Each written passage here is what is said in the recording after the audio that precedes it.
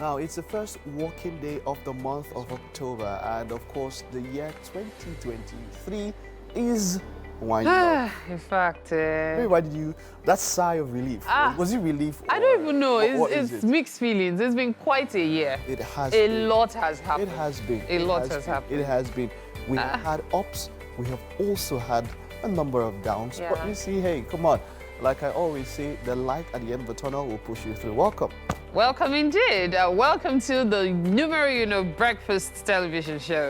It is Wake Up Nigeria, and we have been given the license to thrill in every way. You know that light you're talking about? I've always wondered, why should the light be at the end of the tunnel? Yeah, Can't the light see you through the tunnel? Okay, if it's artificial, it will be inside the tunnel. You can create your own lights. But if it's going to be natural, it definitely has to be at the Well, yeah, true, because most times tunnels turn, so there'll be dark spots and all. Definitely. Oh, We're here to offer you top quality entertainment. Welcome to the show. My name is Mike Mesikeno. And my name, of course, is Mary Bashua Alimi. We are absolutely glad to have you join us this beautiful morning. Make it a date with us every single day of the week, Monday to Friday. Definitely. And this Tuesday is specially curated just for you. Some say it's the most productive day of the week. Mary, do you agree with that? No, I've never. Okay. I don't know. What's, I just which feel... day is more productive? Or the most Funny productive? enough, for me, the most productive is usually Sunday, Monday. Sunday, Monday. Okay. Sunday, Monday. Sunday, It's usually the most productive. By Tuesday, I'm slowing down. It's slowing down, yeah. Yeah. I think different strokes for different folks, Indeed. depending on what you're doing. Yeah. Some people work better at night, some people function better in the day, some function afternoon. So you have to find something that is unique about you and the what one that works for you. best Yeah. for you. Indeed. Remember, you can watch us anywhere and then use the hashtag WakeUpNigeria on TVC across X, Instagram, Twitter, X, Instagram, Facebook, and of course LinkedIn to interact with us. It's going to take a while to get used to that. You Right, can also watch us live from absolutely anywhere across the world. And that's through our mobile app, which you can download from Google Play Store or iOS. On Go TV, we are channel 16, and then on the ultra high frequency, that's the terrestrial band, it is 49. Indeed. Okay, so if you're not following us, as you said, make sure you're doing so, okay? Yeah. And always use the hashtag WakeUpNigeria on TVC. And of course, that's at TVC Connect. Let's tell you what we have in store for you All right, we today. kick off Tuesday with health. And Favor Ikeoluwa Oyewole, a medical doctor who's passionate about physical health and mental wellness. She has worked with various NGOs for dental health care service delivery with emphasis on preventive health rather than curative. I like that. We'll be talking about breast cancer, identifying the symptoms early on. Early detection. Joined by Jane A.A., career mom of triplets with over 12 years of work experience, who founded Fab Mom NG. And of course, it's a big deal on Instagram. We can't wait to have the conversation with her, talking about instilling family values early. A songwriter and of course a singer will be here to perform for us.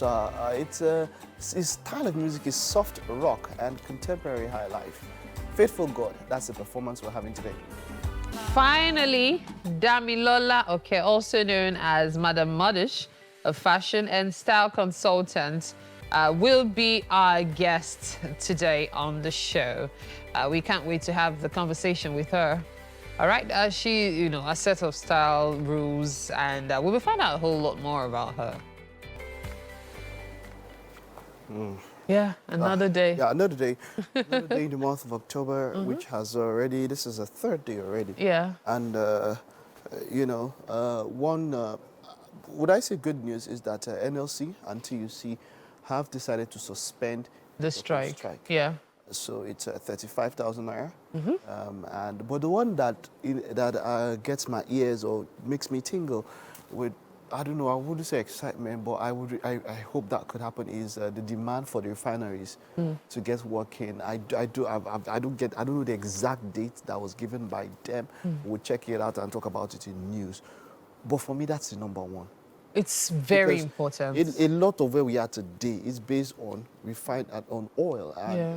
PMS and all of that. And if we get our refineries working, for the fact that it is coming from us, the price globally the price will come down. We'll beat it down, and we can start competing on on a level that is market friendly, or should I say consumer friendly. I also believe other areas should be explored effectively. There are many people doing food exportation, for example. These are areas that the government should even help like provide support. There's actually some government policies that are trying to see to the support being provided. However, it doesn't seem to be, in quotes, enough yet, because many people are still struggling to pull their weight in that regard. In that regard. Yes, and then, of course, farmers also need support. We know, of course, of all the challenges they've had, flooding, and, of course, insecurity issues, which has prevented many of them from going to the farm. There are actually so many issues plaguing the country, and we can only hope that things get better. As much as there are many, I would always say that these things are quite simple. When I mean simple is, like you mentioned, food. We have to feed ourselves and start feeding others. And that's how we improve our economy. That's how it's just simple. You have to create, like you said, exportation. There's too many things coming in here. We have to create our own and send it out to other people. That is how the value, if not 1,000 what now, it will still be here, it will be 2,000, 3,000, if we don't stop the trend. Yes. We have to produce. That's the only way then when people... the currency will have value. You know, this talk of food also gets me talking about the food chain and why food is so expensive because of transportation and so many other factors. Time for the news update on Wake Up Nigeria. I am Mary Bashua Alimi. Now, we begin in Nasarawa State, where Governorship Election Petition Tribunal, sitting in Lafia, has declared David Umbugadu of the People's Democratic Party as the winner of the March 18 governorship election. The chairman of the three-man panel of the tribunal, Justice Ezekiel Ajayi, ruled that the petitioner proved his case and scored the highest lawful votes cast. Godwin Agwam reports. It's a day for the judgment of the Governorship Election Petition Tribunal holding in Lafia. Leaders of the All Progressives Congress, APC, and the People's Democratic Party, PDP, alongside their lawyers, make their way into the premises of the tribunal. Delivering its judgment via Zoom, the tribunal declares David Umbugadu as the winner of the March 18 governorship election. It held that Mr. Umbugadu scored the highest lawful votes cast at the polls. And the tribunal came to an irresistible conclusion that based on the polling unit results, where elections held successfully, collated successfully, but were wrongly entered into the ward result from EC8B. Taking a look at all the results from the polling unit, there is no doubt that Honorable Umbugadu won the election by the majority of lawful vote cast at the election and was declared by the tribunal. But one out of the three-member panel gave a dissenting judgment and dismissed the petition filed by the PDP for lacking in merit. The dissenting judgment held that the governor of Nasarawa State, who is the second respondent, Engineer A.A. Sule, is the winner of the March 18, 2023 governorship election, and that he won with 3,799 valid votes. Chairmen of both political parties aired their views on the outcome of the judgments. We have held back to principle instead of any kind of material reward or inducement that is going on everywhere in this country. We want to appreciate them, that they will be honored and their children shall reap from what they have done. Their grandchildren shall reap from what they have done for upholding the truth, at least for once in this state. The tribunal, in split judgment 2-1, have given PDP the two judges, but the dissenting judgment was rooted because it has explained everything. The APC and Governor Sule are currently considering an appeal against the judgment of the tribunal. Godwin Agwa, TVC News, Lafia. Now, the federal government and the organized labor held a meeting just hours ahead of the now suspended planned nationwide strike. The meeting, which was a follow-up on the one held on Sunday, was meant to indicate organized labor's final decision on government's intervention on the effects of subsidy removal.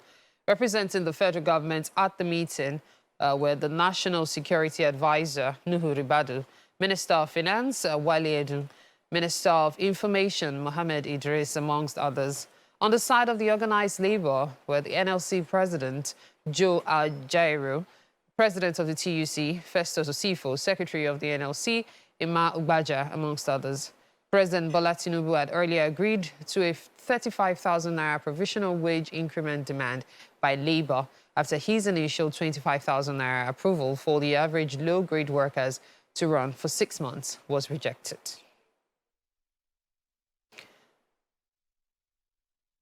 After 4 years-long investigation by Democrat New York Attorney General Letitia James, former President Donald Trump and his company are accused of lying about his wealth in financial statements. Mr. Trump calls trial a witch hunt as he arrives in the courtroom for the first day. Trump had said on Sunday that he would be voluntarily attending. James is seeking at least $250 million in fines from Trump and a ban against his sons, Donald Jr. and Eric, from running businesses in New York. Last week, Judge Arthur Engoron ruled that Trump had committed fraud and that he had deceived banks, insurers, and others by exaggerating the value of assets. And that's it on the news update for the Sound Wake Up Nigeria. So much more to come. Just stay with us. All right, well, it's time for us to have a conversation this morning on what's up and about. A lot has been up and about. However, we're zeroing in on something that was kind of trending over the weekend. Yeah. About a lady who shared her experience leaving a relationship, calling off an engagement because of accommodation. Will I say accommodation inconsistency? No, not inconsistency. It wasn't inconsistency. It was accommodation agreements. Agreements. Yes, yeah, that's what it is. In a case where she had a 4-bedroom apartment of her own, and the man didn't have any. Yeah, it was renting a 1-bedroom apartment. So when they were getting married, she said, "You know what? I'd like you to come live with me. The money you're using to pay for rent, you could just put it together." Maybe buy a house or build a house of your own, and then we can move there in future. And Oga says no. And so because of the argument, they decided to call off the engagement. And calling off the engagement, he decided to burn down not just the 4-bedroom apartment she had built for herself from her sweat, but also the bar and restaurant that was funding her business, her life and all that. Who burnt it down? The guy, the rejected fiancé. So yeah. Where have they locked him up? They did not lock him up because the case could not be proven. She reported him twice to the police, and both cases, they couldn't prove it. So the guy... evidence. There was no evidence. Yeah, you go talk tire, as they say. So sad. Very, very, sad. Very, very, very sad. I would say that I would pray, I would wish that she has the mental resilience to fight back and come back up. I mean, she got to that stage. So by God's grace and by her, whatever she has built, she can get back. She dodged a very big bullet. If this is true, as it is, right? She had to sell her car and relocate to Lagos after because she didn't have anything again. She lost everything. I've had conversations, even with my husband, and I think one of the pivotal questions that we, even before we get married, or at that point where you are making that decision, is, do you really know who you're getting into this eternal bliss with? Is it even bliss? Or this institution with? Even as partners, do we really know your partner? Do you really know your spouse partner as well as you think exactly? you do? Because there is, let's not also forget that there's also envy in between partners or between spouses in a marriage. There is, because there are situations where, we live in a climate where it's a patriarchal society. A lot of men are known to be, or are seen to be breadwinners. And then as much as we are having an increase of female breadwinners, we also have cases where there's envy between, I'm supposed to be the breadwinner, not you. So a lot of men cannot, compromise on that, or they cannot handle it because that is what they have been programmed from childhood to be breadwinners, to be, the head of the family. Before even talking about the breadwinner thing, I want to focus on rejection. Why is it that some people struggle to accept rejection? I find it worrisome. You feel the need to hurt somebody to pay back because someone tells you no. Oh, I can't borrow you this money. When I get it in future, I'll show you, Pepe. You will need me. Is it necessary? somebody comes to you to ask for a favor, and then, you know, you are unable to give it, and the person feels like, oh, it's because I don't, you know, there's this thing about when someone tells you no, you feel that need to hurt the person for not helping you when you needed the help, or for not giving you what you want. More like a petulant child.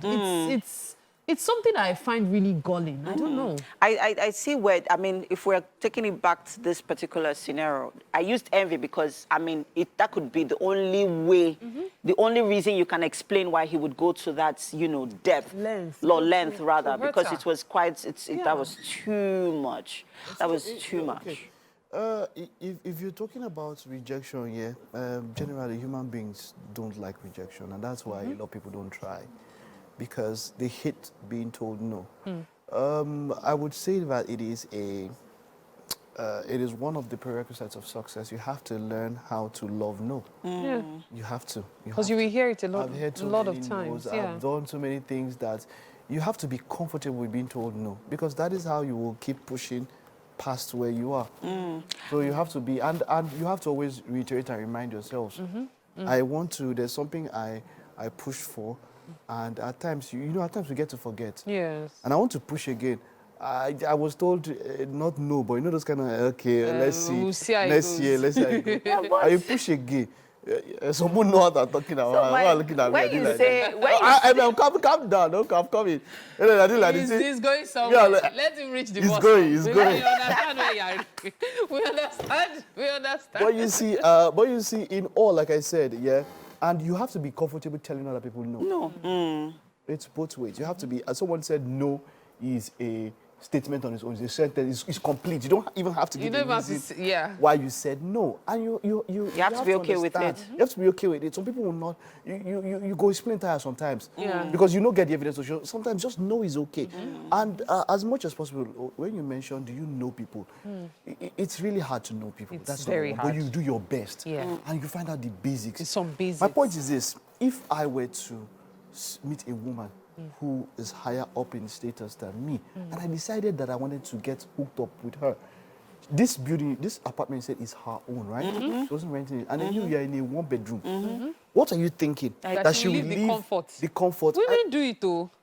Women do it too.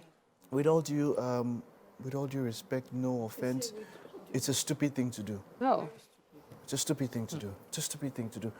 If I meet the woman and she has that, once I confirm that, of course, you have to be able to do what will make her still respect you. Yes. You have to be, you know, you cannot just go and leech on her. Because that, you know, so, but then, you see, arrangements are different. There are some people that are house husbands now. I was watching a story, I was watching a series, and they're comfortable house husbands. The woman says, I want to hustle, you stay back at home, enjoy my money.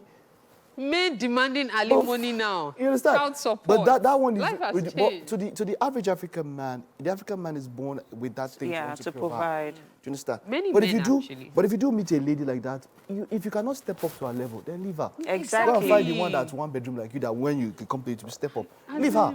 If she's way above your league, get out of there. What's wrong? Going back to disappointment, because to be honest, that's the baseline for rejection. That's the baseline for saying no.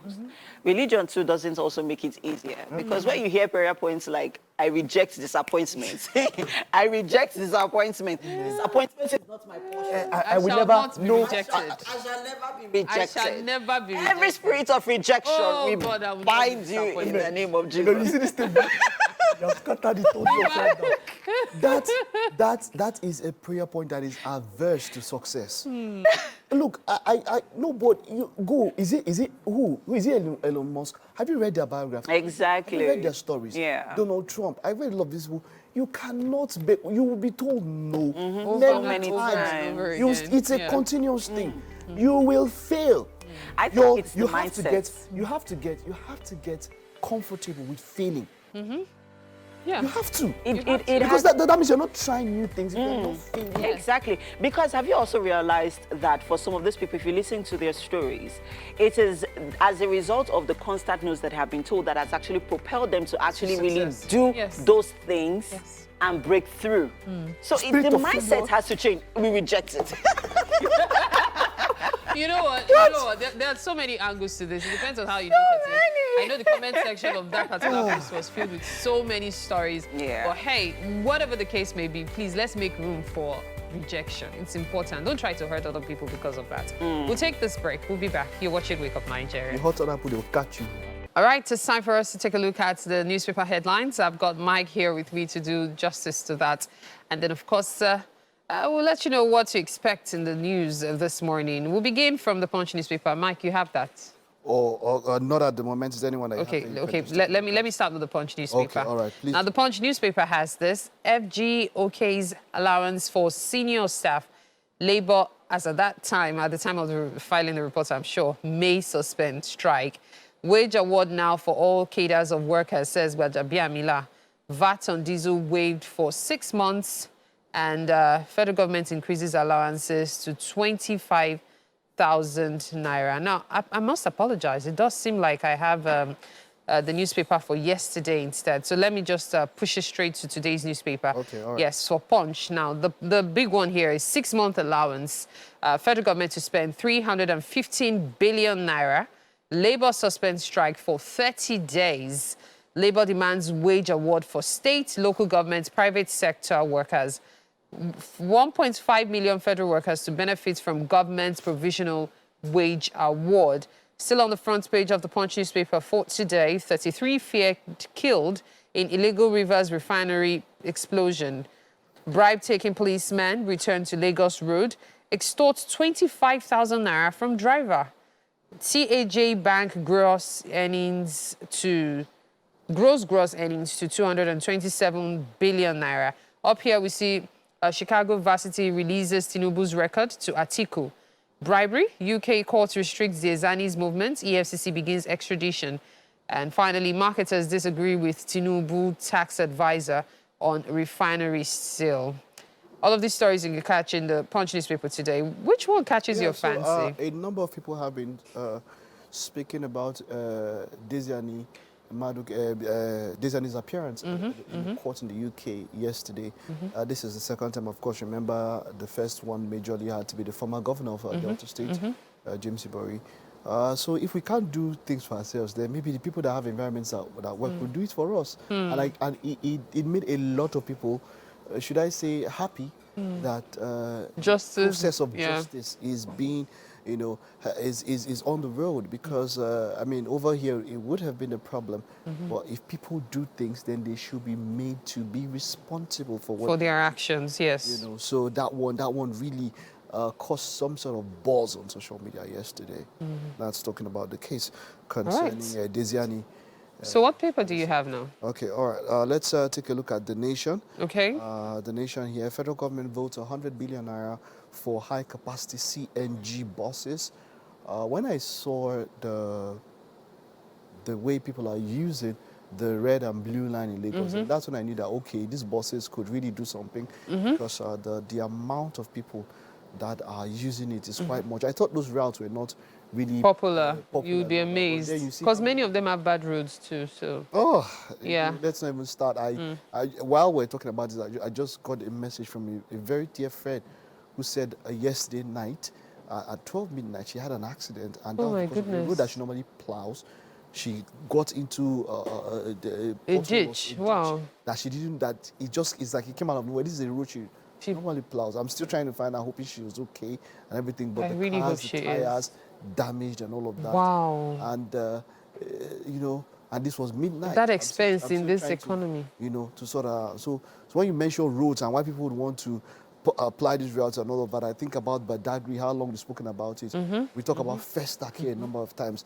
When I get to Festac in some places, and it seems like a ghost village on some roads. And I'm like, how did Festac get this bad? Festac was the pride of Lagos at a particular point. It was a village that was used for this particular celebration of culture. So you can't blame people rushing on that train because not only do you save time, you avoid accidents and stuff, and it's quite affordable as well. Something else here. Tinubu graduated from CSU in 1979, says school. Varsity releases documents to Atiku. We can only hope that puts an end to all that drama. Okay. 18 burned to death in Rivers illegal refinery fire. Obaseki inaugurates 34 SSAs and 152 S is, this one, I'll just round up the nation on this one. Look, not only, we really do have to reduce the cost of governance. How do you have senior special advisors? What are they advising you on? 34 and 152. I think it was, and this is at state level. At federal level, maybe you can say, okay, there's a whole lot of ground to cover. But at state level, that means a total of, from what you can see here, this is 176.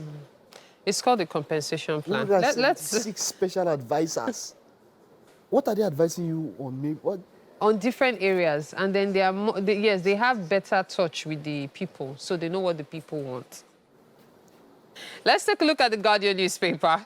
The Guardian newspaper has this: Labour accepts federal government's proposals, suspend strike for 30 days. Food fare prices spike, put Nigerians under pressure. That, I dare say, is no news. HND, much ado about conversion. 650,000 naira top-up program. Tribunal sacks Sule, declares Oni Bugadu winner of Nasarawa poll. Cooking gas scarcity looms as price hits 1,000 naira per kilogram. EFCC obtains arrest warrant on Dezani, begins extradition plan. Up here, we see non-interest banking. TAJ Bank leads in Tier 1 capital, PBT. And finally, at the platform, Lumumba Oyedele others underscore how to develop Nigeria. Now, all of these stories you can find in the Guardian newspaper this morning. The food fare prices spike. Well, Nigerians really are under pressure to survive, even. Like, makes me think of that song by Kimono, Under Pressure. It's been quite something lately. You know, it's been quite something. You want to start talking about throwback songs now, songs you can remember. We wish that pressure that time is enjoyment for us now. You can laugh. You know, there was a time somebody was complaining, Gary, 1 cup, 1 naira, and it was just protest. Yeah. Now, just imagine how much Gary is. You want to get a pint, it's about 1,700 now. And you just... in fact, you know, we the pressure that time is over. It will be more than enjoyment now. Think about it, Mary. The things they were complaining about in the 80s. And you know, the purchasing power isn't any better. That's the thing. I dare say it's worse. People are barely managing to survive. So many people prefer buying food outside now than even cooking, because you have to consider, you know, the price of foodstuff. We're not talking about foodstuffs. Gas, we'll get to the last paper, but talking about foodstuffs, should be getting set to ensure that our food is getting ready. In fact, we don't want to hear anything. Breakfast must be served. Yeah. So, you take a look at the Vanguard? Yeah. We've taken Guardian. Let's take a look at Daily Trust, yeah? Okay. Labour suspends planned strike for 30 days. So that means that after 30 days, there's going to be a review of their demand. To see whether government has that's okay. heeded. Better. There, we can see this is a picture story here of burned vehicles and motorbikes during an attack carried out by suspected members of the indigenous people of Biafra, IPOB, to enforce it-at-home order at Ezambo junction of local government area of the state here yesterday. I know that the armed forces have said that they would do what they can to ensure that there's peace in this place and that there is no sit-at-home again, as it were. Desiani appears in the UK court. We've talking about that. Basically, all these headlines here are the ones that we've taken before. I'm trying to see if there's anything new here. No, I believe there isn't. Okay, all right. Besides, that's it. That's about it, though. That's about it. You know what? At this point, that food we've been talking about is currently replaying in my head. So here's what we're going to do. We're going to join in the kitchen because breakfast is about to be prepared. Hi, Hi, Mary. Yes, breakfast will be served in a bit, but hey, we have to go through the process of making it, right? With me in the kitchen this morning is Chef IBK. Good morning. Good morning. How are you doing? I'm great, It's so good to have you here. Thank you very much. So today, guys, she'll be making turmeric fried rice. So instead of the curry, you have the turmeric, right? Now let's run through the ingredients for our fried rice. Okay. Of course, we're going to be having rice. We have our thyme here, curry, turmeric, grated fresh turmeric, and then grated garlic, grated ginger. Then we have our seasoning, onions, green peas, carrots, red kidney beans. We have the yellow capsicum pepper, the red capsicum pepper, and the green capsicum pepper. And then our vegetable oil. Of course, we have our vegetable oil too. Yes, and if you're wondering where the rice is right now, it's somewhere being washed or getting washed, right? Yeah. So that we can get it ready. Very interesting recipe. I mean, whoever thought that? Well, I know that I've heard people talk about turmeric, using turmeric instead of curry for their fried rice.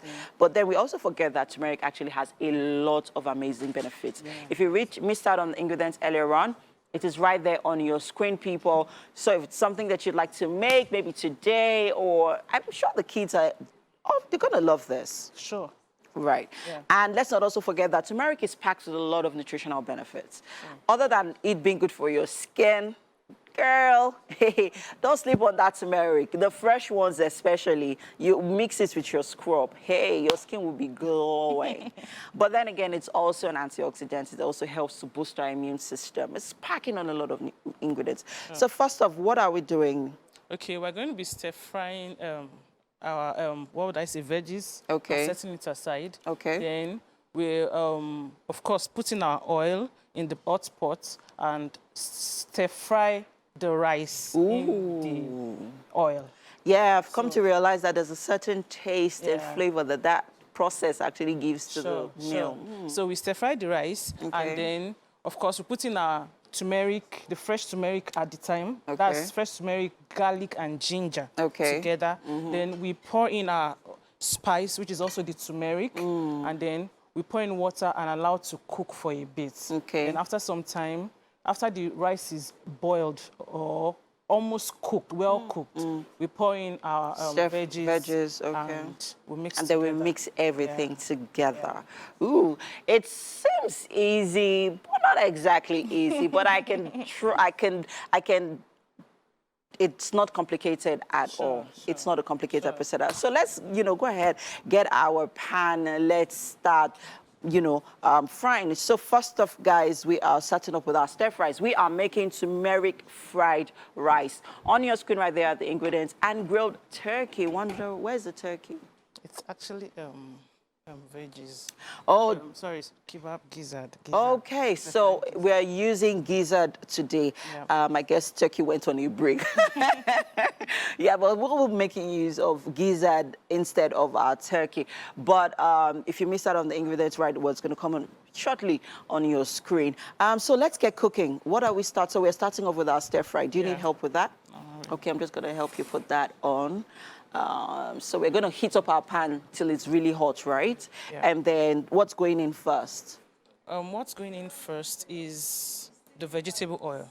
Okay. And then we pour in our veggies, stir fry. Okay. Season it. So now talking about veggies, let's reel out the vegetables we're using.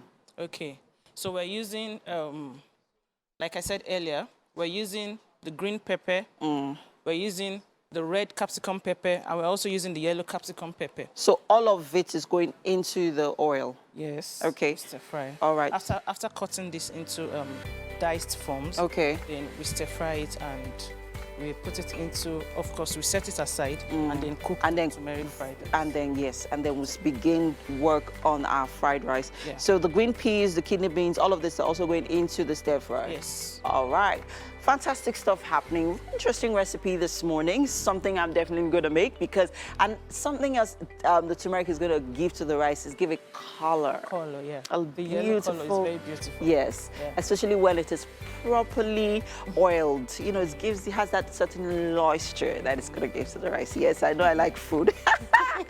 Well, at this point, I can't help you if you have a problem with it, but hey, interesting stuff happening in the kitchen. Pretty stoked about this morning's recipe. So now that our pan is heating up, okay, so you're going to allow that heat very, very well, and then we will begin, frying our stir fries. But hey, people, we're not leaving you behind. We're going on a quick break. We'll be right back. Stay with us.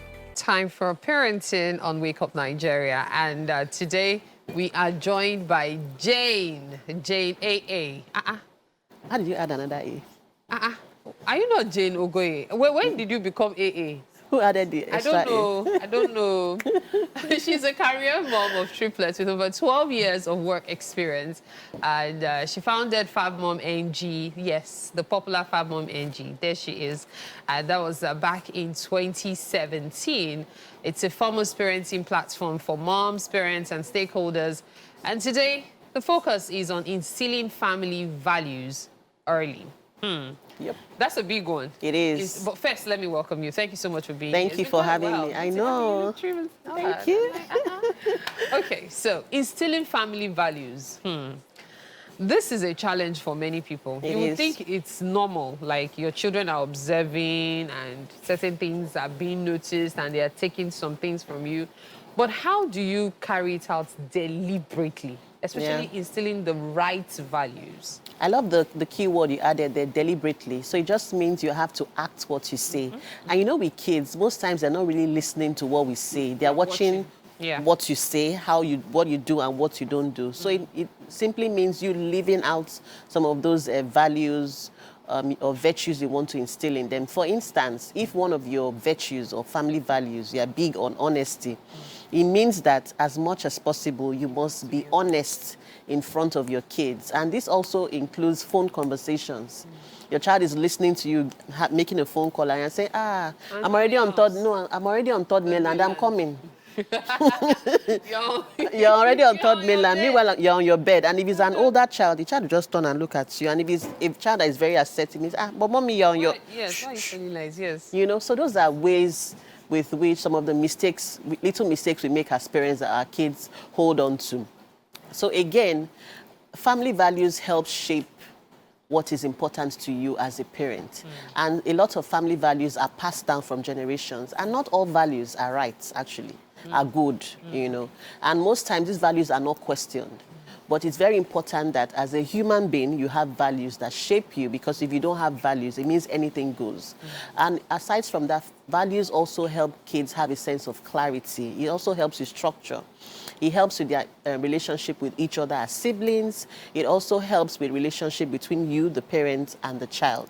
So it's always important that you have values. First, as a person, because if you don't have or you don't stand for anything, I mean, there's no way you can instill values in your children. So for people who are wondering, values, could you give us some basic values that you need to instill in your kids? Maybe honesty, hard work, compassion. What else? I mean, those are the top three that just readily, good manners. Those are the things that should guide us our everyday living. Compassion, your child should also see how that compassionate gestures in how you treat your servants, your domestic staff, your driver, how you talk to their nanny will go a long way, you know, in shaping how they also relate with that nanny. How you speak to the waiter at a restaurant, how you treat people. I used to know someone who, anytime he enters a taxi, as he's coming down, he's tipping the driver. A former colleague of mine, he's tipping the driver. And I was like, why do you do that? He said it just comes naturally. And some other time we're having a conversation, and he said that thing has gotten him so much goodwill that there's nobody he can actually call that will not respond to whatever request. So imagine that kind of a person raising a child. There's no how that child won't be compassionate. You know, naturally. Because those things have actually been observed. They have stopped, Now, you know, there's this residue of childhood trauma. Yes. Which affects many parents. Yeah. And so you have this view of what you want to instill in your children. And you try as much as possible to imbibe some of them, but then that trauma is still reflecting in your life, in your behavior, such as how you project anger on your children, for example. For people in such situations, what would you advise? I say you need to heal from those trauma. And it's not an overnight process because it didn't happen overnight. True. It will take a long time of healing and a lot of personal, deliberate effort to work on it, because if you don't heal from that trauma, you will pass it down to your child. And aside from that, we want to raise our children the way we wish our parents did raise us. But it doesn't, you know, sometimes we talk about how our parents raised us, oh, they were so harsh, but guess what?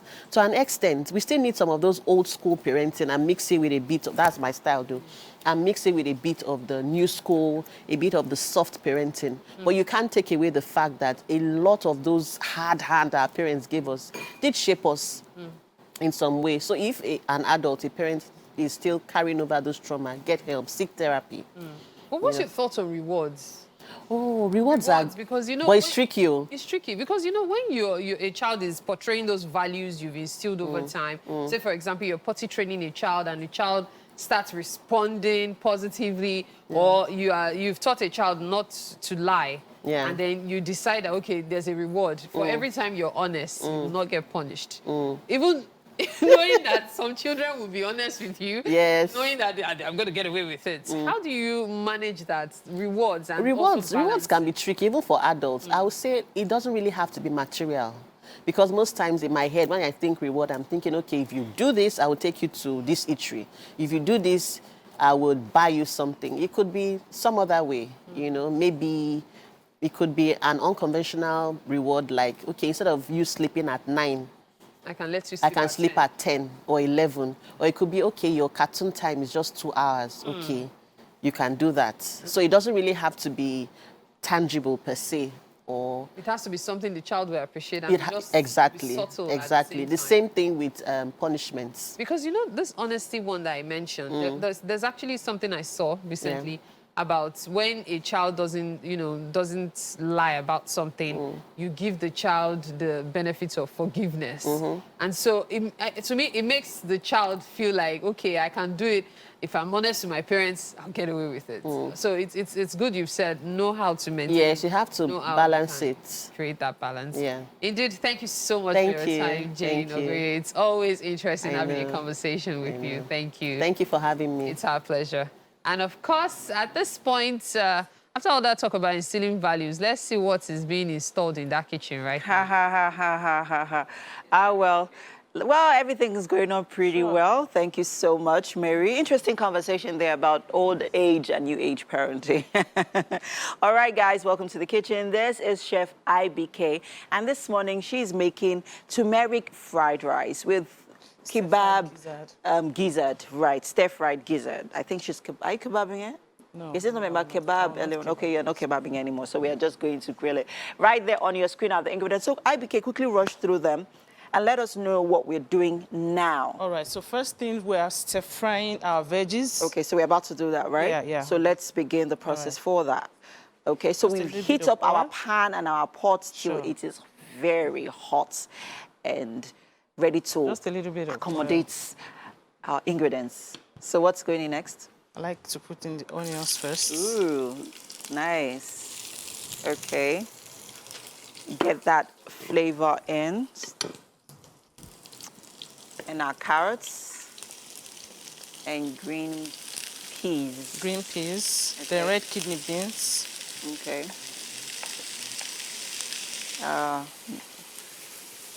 Looking colorful already.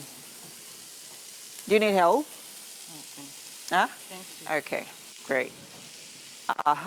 Nice. If you're just joining us, guys, and you're wondering what's happening here in the kitchen, we have Chef IBK, and she's making turmeric fried rice with grilled gizzard. Ooh, I know. Are you one of those people that loves gizzard? Well, I guess this recipe is for you. Okay, so what's going in next? All right, so I put in all the capsicum peppers. Okay, so we have our green, red, and yellow bell peppers in there. Looking colorful. Oh, that's beautiful. Looks really good. Okay, so how long are we going to leave those veggies in there for? Say 5 minutes. Okay. I see that you used a little bit of oil. Is there a reason for that? It would make the veggies soggy. If you use too much oil. Yeah. Okay. That's an interesting fact, people. You see why you should always tune into the show? We always have so many interesting facts to share with you, with our amazing chefs as well. Okay. That looks pretty nice. Okay, so now it is time for us. What's going in next? Just the seasoning. Okay. All right, so let's talk about the seasonings. What seasons are we using? Curry and thyme. Okay.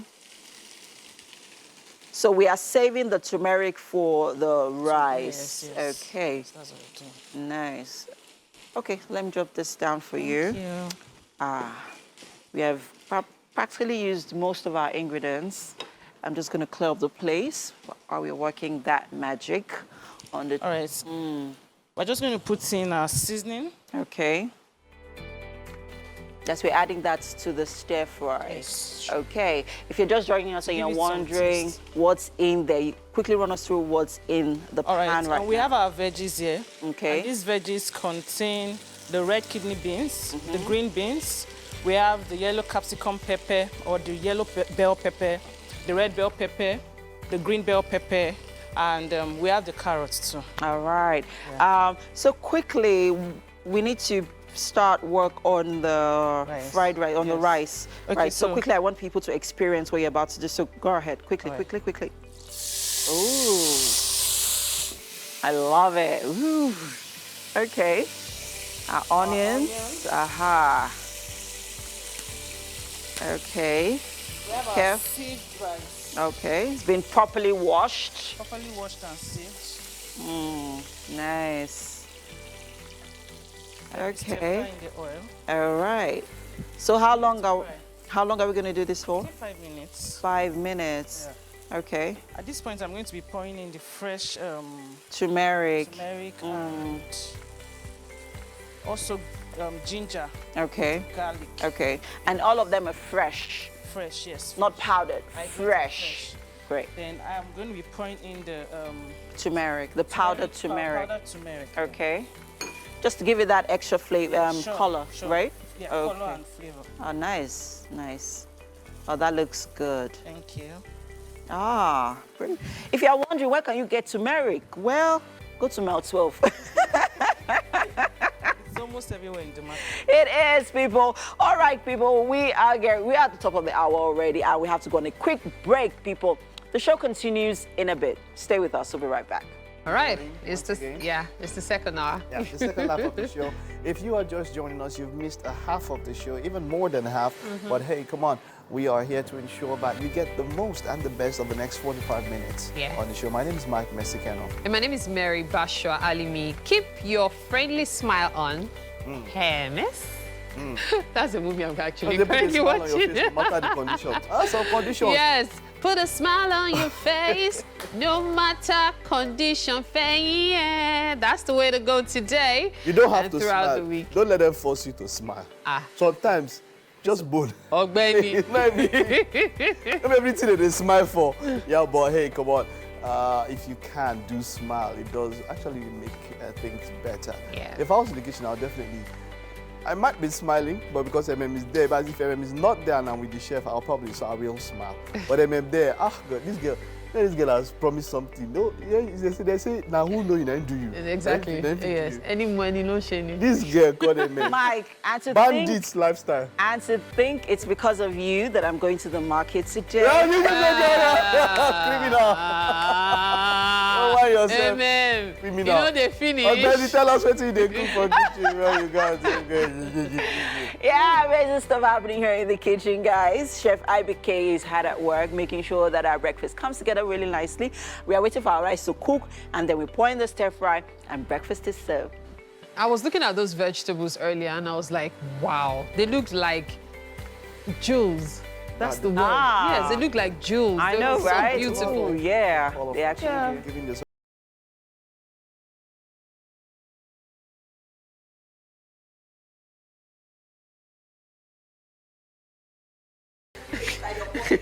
Your body will tell you.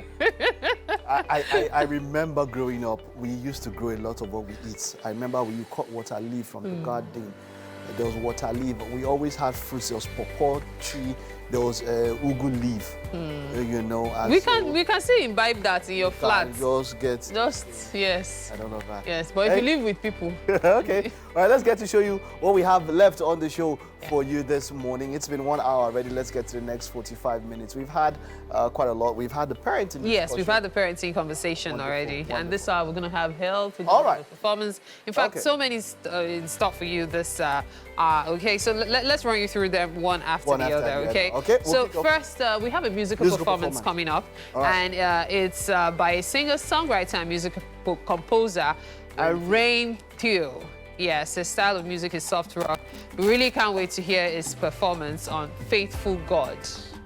And it's a breast cancer awareness month, or cancer awareness month, October, I know. And the pink also signifies that. We have on our health today, we will be talking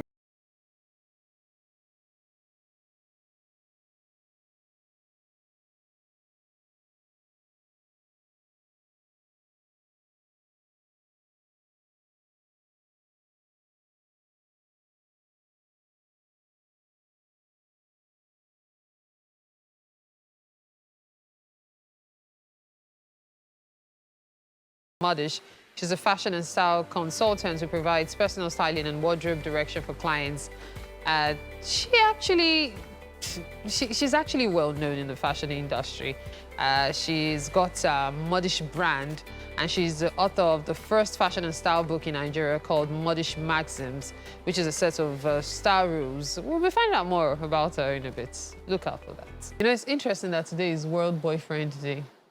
World Boyfriend Day. Yes, when you're supposed to do something special for your boyfriend. Oh. Yes. So all of you out there, go and do something for your boyfriend. I thought Mike was going to tell his girlfriend to come and do something special for him. A boyfriend, I'm talking about it, a friend that is a boy. So even if you're married, you have some friends that are male. So go out there and do something. My husband is my boyfriend. I don't understand though, as in, why will I go outside when you're married? Boyfriend. Yeah, but my husband is a boy that is a friend. Yeah, exactly, he's my best friend. Me, I'm your friend and I'm a boy.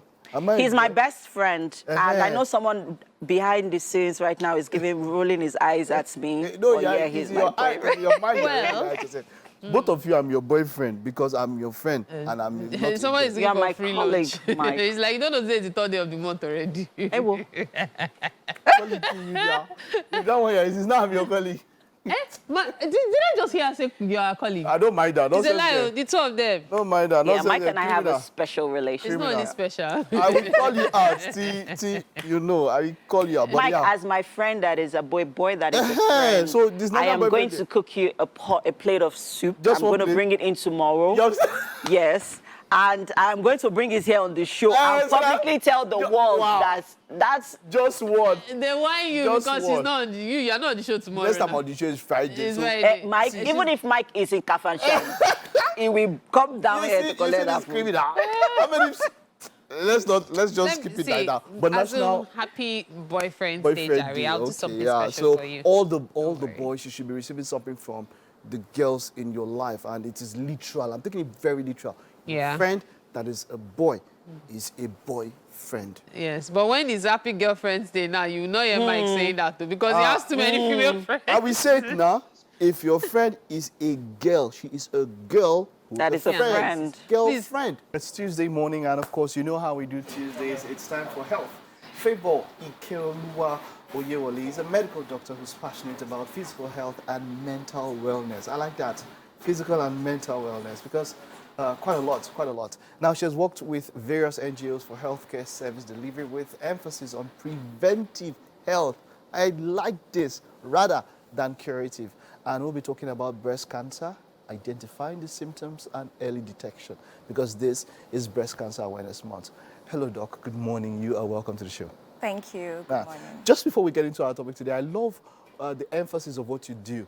You said preventive rather than curative. How important is it for us as humans to think preventively rather than thinking of curatively? Well, they say that good health is cheaper than cure. So rather than saving your money and then suddenly falling ill and having to spend all those life savings on curing whatever happens, why don't you just spend, just little or even no money to prevent the illness? Can you give us just a few tips of things that we can do for our general health, being and wellness when it comes to preventive? Just a few. Okay, health education on a general scale. Just you being aware of how your body works is very key. So like those health education that they taught us, those things they taught us in primary school, secondary school, like wash your hands, like have your bath, brush your teeth. All those things, they don't cost much really, well, besides the school fees, but then they help to go a long way in preventing a lot of diseases. Just you eating right, eating well, and all this would actually like go a long way to preventing sicknesses, or even like you presenting early, or limiting the adverse outcomes that could occur. Wonderful. Now, it's Breast Cancer Awareness Month, and we're talking about early, signs and symptoms. What are the signs that women can look out for when it comes to identifying breast cancer? Yeah, okay, so breast cancer, although it's predominantly about women, but also seen in men. So breast cancer, men should also be aware of breast cancer, right? Yeah. Men? Yes, men. How? Statistics shows... men get breast cancer? Yes, yeah. Although it's rare, it's less than 1%, but they do get, yes. How? Statistics in the United States show that about 2,100 men get breast cancer yearly.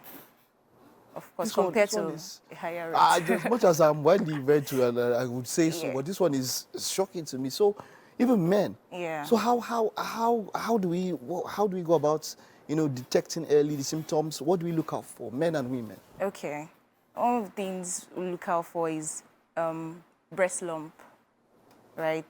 So although breast lump is not automatically breast cancer, but it's one of the things that can be detected. So we're still going, if you feel a breast lump in any of your breasts, you're supposed to have like a breast self-examination. How often should you do this examination? At least once a month. That one, the self-breast examination. Okay. Once a month, especially like 2 to 3 days after your menstrual cycle. Your menstruation, sorry. Okay. So you can do it, you can perform it on yourself. You don't have to go to the hospital. You don't have to before you do a breast self-examination. Oh, okay. Yes. So. But is there any process to do it? Oh, there's a process to do it. Okay. Can I use? Yes. Oh, yes. Okay. So like, imagine like this is your breast, the entire breast. So divide it into 4. Okay. This is left, right, and then like that. So there are different positions, but you can do it standing. You face the mirror. Okay. Depending on the size of the breast, you can try to stabilize. And then feel for it. Feel right? for a lump. Oh. So you go like that. Okay. The are there some people who are more susceptible to this, maybe based on size, than some other people? Not based on size. Not based on yes. size. Okay, well, so gender, like female. Female. Yes. Okay, so some people say that if you have bigger, breasts, you are more susceptible. Is that true? No, that's not true. That's not true. Yes. Okay, so that's one myth there that we're dispelling. That's not true. That's not true. So it doesn't matter the size. You just have to ensure that you check. And like you said, once a month, right? Well, obesity is a risk factor. Obesity is a risk factor. Yeah. Okay. So maybe that might have contributed to the myth. Okay. Oh, yes. Yes. So in some ways, someone could say that, man, when the whole the body, increases and all of that, it also adds, so that is one. Okay. Yeah. So what other things apart from this? Is there any other thing that one can look out for? Pain, breast pain. Breast pain. Breast pain. Then some abnormality of the breast. If you notice, like maybe there's a puckering of the breast, dimpling, or bloody discharge, pus, anything that's abnormal. That's abnormal. Really. Yes, I think it's important that whenever we find anything abnormal, we should think of the worst. Like, if you think of the worst thing that can happen, it would probably... What you are saying now? No, it would probably push you to go to the hospital. Okay. At least when you get the... To check. Yes, when the doctor tells you, oh, it's fine, there's nothing to worry about. Puts your mind at rest. At rest, right? But if there's something, at least you could, detect it early.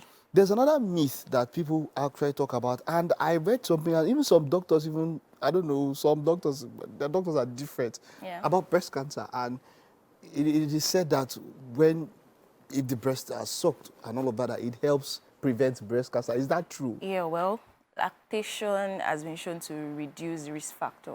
Lactation. So that means that when it's from the kid to a... Yes, well, another thing is suckling of the breasts would include handling the breast.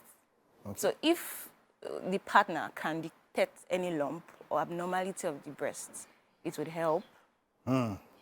So you're saying early that, detection. I don't know why my director, my producer, by the way, Olamide and Zainab, two of you should please. But yeah, but I, you know, it's something that people really need to know. But scientifically, you're saying that it's not, because some people say that it is proven that if if that happens, or that it does help in prevention of breast cancer. And I want to be sure if it is scientifically. Not exactly prevention, just reduces the risk. Reduces the risk? Yeah. Okay. All right. Wonderful. So it's Breast Cancer Awareness Month. Yeah, I know. And I know that some people do different programs where people can go for checks and all of that. Do you know of any that people might want to go for, you know, if they need to check, or do they just go to health centers? Are there programs that happen in health centers where women and even men now, from what you say, can go and check? Okay. For this. I don't know of any, but usually people that are, especially women that are over 35 years, they should take it even more seriously. And every woman should really, as you go older, every woman should take breast examination seriously. But people that are over 35, over 40, should have something called a mammogram. Yeah. So mammogram is like an X-ray, like a radiological examination for the breast that would help to detect, to a great extent, breast cancer or abnormalities of the breast, really. Thank you so much. Thank you so much, Doctor. You can go to an health center or any of the hospitals. Yeah. Thank you so much, Doctor. This was quite expository, so I know some people would have gotten some knowledge from what you have given us today. Thank you. All right. And our guest is here on Wake Up Nigeria this morning, Damilola Oke, also known as Madam Modish. She is a fashion and style consultant who provides personal styling and wardrobe direction for clients with a fierce and modish brand. Yes, she is the author of the first fashion and style book in Nigeria called Modish Maxims, a set of style rules, and we will be finding out more from her today. Hey, B. Hi. How you doing? I'm okay. It's Damilola okay. Okay. Yes. Okay. So it's usually either okay or okay. No, so yours is okay. I don't want my dad to fire me. I have to correct that. I can imagine. It's so good to have you here. Madam Modish, the brand has actually spanned quite a number of years. Yes, it has. And its success story is also well known. However, for many people, it's usually a case of how did it all begin? But I'm not going to ask you how it all began. I'm just going to ask you, first off, the biggest challenge you had starting this brand. So we're 10 years this year. Oh, yay. Congratulations. When I started in 2013. It feels like a long time ago. Yes. All right. We were like 5 that were stylists. You know, so it was hard trying to convince people to pay me to dress them. It was almost like, I don't understand. I can dress myself. And I'm like, no, the colors, the style direction based on your skin tone, your height, your weight, where you're going, what you want to portray are all important. So you need to hire me. So I think that's the biggest challenge, trying to make people understand that it's actually a professional role, like law, like engineering, you know, like medicine. It's not a hobby. It's actually a craft. And it's spiritual. I always say it's spiritual because, you know, we do things before anyone does them. And then when it comes out as a trend, everyone is like, oh, I saw you wear that 3 years ago. And I'm like, I know. Yes. So you eat, breathe, dance, laugh, styling. And yeah, I think the biggest challenge is trying to make people, even brands, try to understand that, you know, there are departments where used to just go into the market themselves, buying the fabric and sewing it. They never thought they could need a mood board. You know, but now everyone asks for a mood board. Once they give you a job, they just send your mood board so we'll see the looks. So it's nice to know that has happened now. Yeah. Now you're talking about, you know, having a mood board. Now let's talk about the process from conceptualizing the idea to execution. I mean, talk to us about the process for example, if you want to style a Mary now for the show. First of all, she needs to pay me. Well, yeah. styling is luxury. I always tell people styling is luxury because we demystify the entire person. So for me, I used to meet them in person before the lockdown. Okay. But when COVID hit, I then, sort of turned it into a, what's it called? A virtual questionnaire. Okay. So it's a 10-question questionnaire. Okay. So where have you been? Where are you now? And where are you going? Because I can never know you well until you let me know you. So based on the responses from the 10 questions, then I use that to sort of figure out what to do with you. People have different things they want to do. Some birthday shoots, some professional headshots, some just glam photo shoots. Some appointed, I've been in a situation where a brand appointed a new boss and she needed like proper shots that would portray her. So there's no the same job. They're different kinds of. So if it was her, I would say, okay, she works here. This is her skin tone. Let me go dark. Let me go this. Let me go that. You know what I mean? The hairstyle, and it's head to toe. It's not just the outfit. Everything has to work in tandem. You know what I mean? So that it can all come. So it's a whole process that comes from the questionnaire to the consultation to pulling the actual clothes to fitting them. To then styling. I always tell people styling is the icing on the cake. A lot has gone down before you style. Styling is the last hurdle. Even getting the right designer is a whole job. I was coming. It's a whole job. I was getting there. I was hoping that you were going to, mention that. It's a whole job.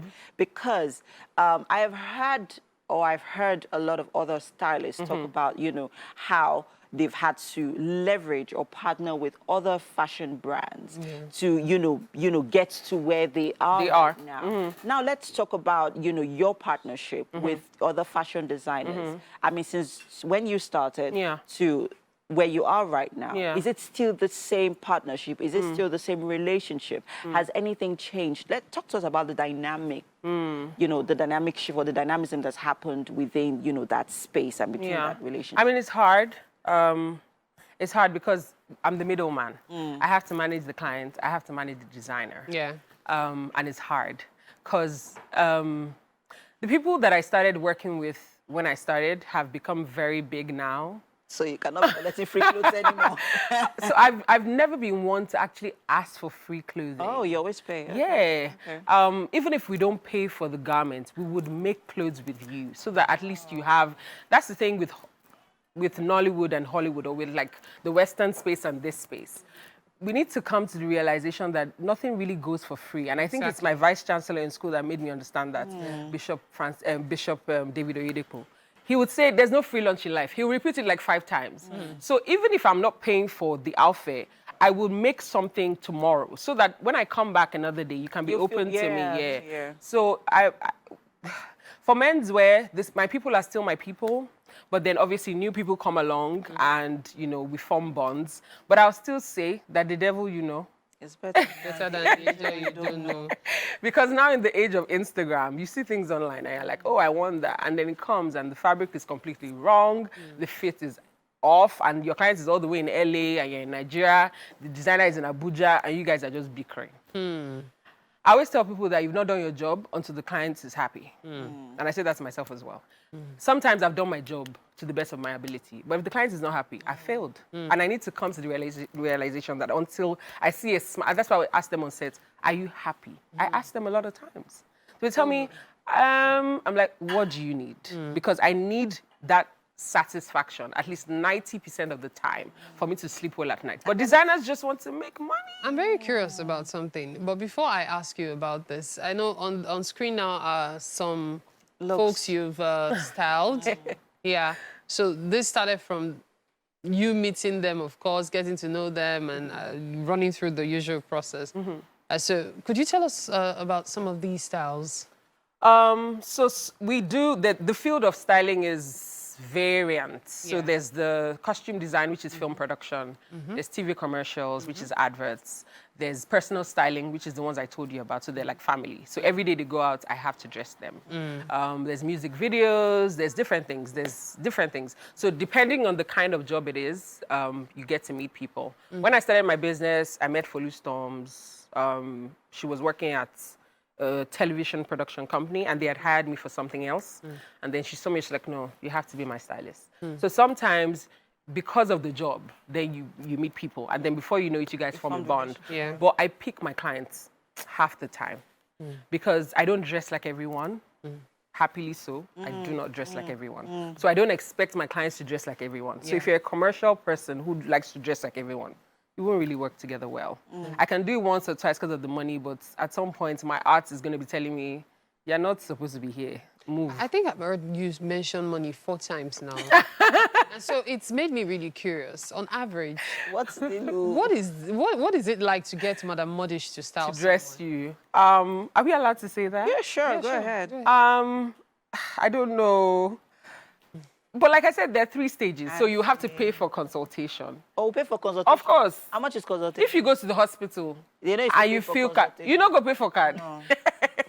How much? Or you have an HMO. How much is consultation? So men's wear is different from women's wear. Okay, women's wear, because we are both women here. No, let her give us both. How much is it for consultation for So men? I'm not going to say figures, but I'm going to say that men's wear, yes, so men's wear is double the price of women's wear for consultation. And so what range should we be looking at? Like somebody watching and like, can I afford that? Yeah. Let's see. I mean, for one look, $250,000.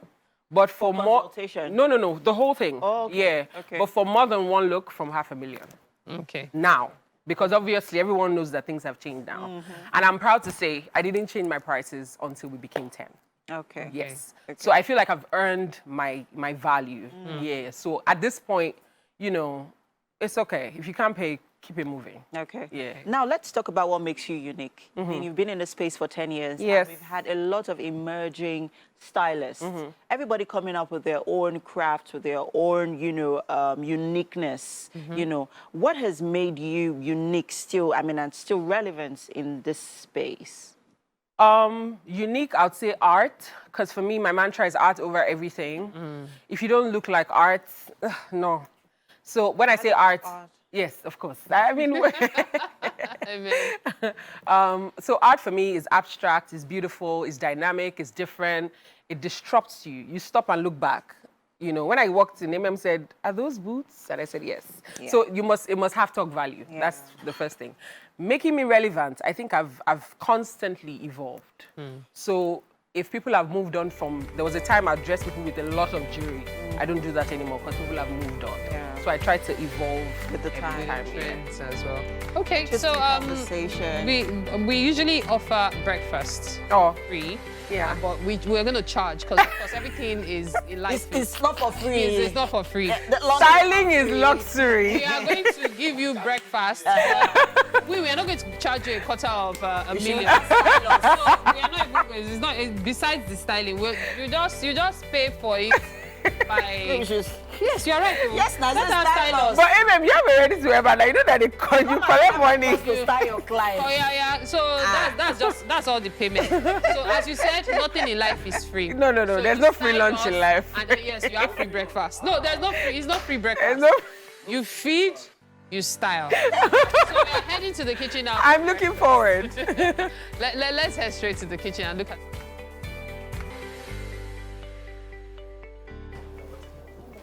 So we're serving this luxurious breakfast now. Yeah, and it's not free. Yes, and it's by Chef IBK. Say your brand now. Correct us. This food, a lot of luxury items went into this meal, as you can see. You know how much gizzard is in the market? Red bell peppers, they are very expensive now. But we would like you to eat. Let us for free? Not for free. Okay. We'll discuss terms and conditions. Okay. Can I drink water? Yeah, no? sure. Okay. What is it free? In my own restaurant is not. But Chef IBK, tell us about breakfast. What did you make? Okay, so this morning we have turmeric fried rice with stir-fried gizzard. Oh, looks luxury. That's good. Enjoy. Just me? I'm going to have the gizzard. You are special guests. Kota ovi. Bye-bye.